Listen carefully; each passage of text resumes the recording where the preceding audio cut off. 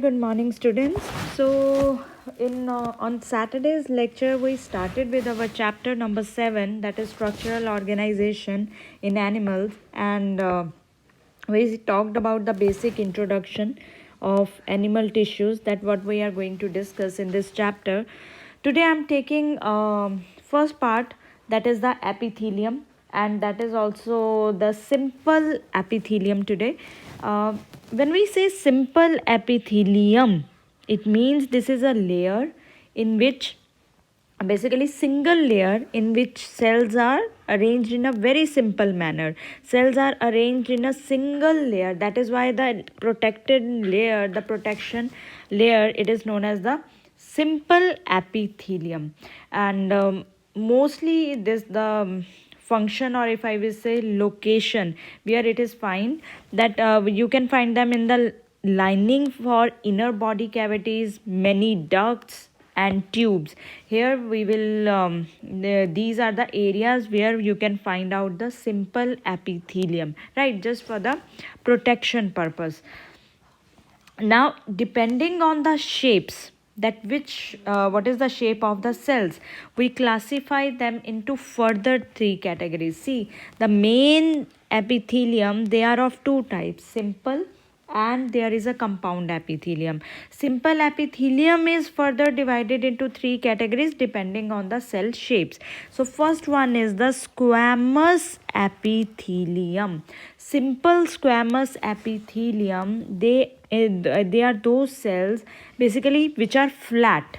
As you can see, they are flat cells and they are compactly arranged, and where they are present, they are present over the basement membrane. Basement membrane तो compulsion है कि basement membrane तो बनानी है अगर आप epithelial cells बना रहे हो तो. And if you talk about simple squamous epithelium, very thin cells. पहली चीज तो they are simple. Second thing, they are squamous, so they are flat. They are very thin cells and they just appear like the thin sheets. Now, actually, so many students ask me, ma'am, how to learn that, what is their location? See, we are talking about simple cells and squamous epithelium. So they are found in those area where exchange of material has to be taken. क्योंकि हम, if you recall your chapter respiration, we said that if the exchange of material has to be taken, the surface area should be very thin. And we are saying the same thing, that simple squamous cells, they are very thin cells. They just appear like the sheets. So they are found in alveoli, because we know that that is the area where exchange of gases happen. Then they are found in the lining. They are lining of the capillaries, means between the exchange between the blood and the tissues. At that area also we can find out the simple squamous epithelium. Now the another question which comes in mind many times, that why do we draw basement membrane every time? What is its use? Why the cells, they are not independent? Why they are not independently present? Why they are holding on or present on some membrane? The reason is, see, epithelial tissue is not supplied with blood vessels, and when any area which is not supplied with blood vessels, तो nutrition कहाँ से मिलेगा sales को, right? If the cells, they are live, they need nutrition, and we are saying that they are not supplied with any blood vessels. So with no blood vessel, it means no nourishment. So that nourishment is provided by basement membrane. So nourishment, nutrition, it diffuses from the basement membrane and then reaches to the cells of the epithelium. So simple squamous epithelium is clear, I think, to all of you, that they are flat cells, they are very thin cells, and they just appear like the sheets, and they will be found in those areas in which exchange has to happen. So those areas, they are the alveoli and they are the capillaries. Next is the cuboidal, cube-like cells. They are, as you can see, they are the, again, they are the cube, little bit of cube, little thick cells. They are found in, and they are also a single layer, so simple cuboidal epithelium and with the nucleus. They are found in gonads. It means in the male, in male seminiferous tubule lining, they are with the cuboidal, and ovaries, they are also lined with simple cuboidal epithelium. And that lining of simple cuboidal epithelium actually, which is found in gonads, which is found in seminiferous tubules and ovaries, इसको क्या बोलते हैं हम? जर्माइनल epithelium, क्योंकि germ cells area के पास में मिलते हैं, सो जर्माइनल, basically germinal epithelium. Now there is one modification, इसी की modification, मतलब cuboidal epithelium कुछ जगह पे modify होके it is known as now ciliated cuboidal epithelium. Those cuboidal cells, those cuboidal epithelium which have cilia on their surface, which have cilia on their surface, they are known as ciliated cuboidal. अब सीलिया की क्या ज़रूरत है? इसका मतलब जहाँ पे सबसे ज़्यादा मूवमेंट होती है, जैसे कि नेफ्रॉन ट्यूब्यूल, जहाँ पे नेफ्रिक फिल्ट्रेट मूव करता है, they are present in that area. Ciliated cuboidal epithelium. Respiratory tract, where if any foreign particle enters, it is thrown out from the body with the mucus and the cough. So which lining is providing the protection there? That is the ciliated cuboidal epithelium. So cuboidal epithelium को modify करके, if they have cilia on their surface, that is known as ciliated cuboidal epithelium. Then there is the long, you can say very long tall cells. They are known as column-like.